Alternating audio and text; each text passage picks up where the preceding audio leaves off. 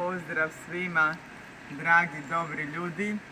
Dalibor često govori o fizičkom postu, a ja bi ovom prilikom iskoristila poziv na jednu drugu vrstu posta, čak i važniju od fizičkog posta, kako bi se biće resetiralo.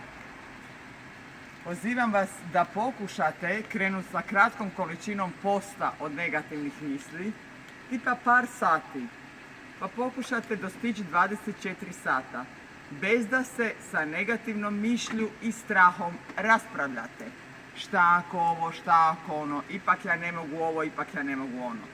Dakle, da počnete sebe trenirati u malim koracima prema onom najvažnijem postu za pozitivan život, ispravan let koji podrazumijeva jednu od krilatica "Ja sam Petra, nećete me slomiti" knjige, a to je: čuda su moguća kada se vjeruje i djeluje.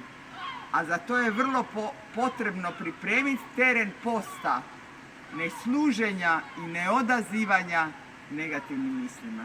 Provjereno.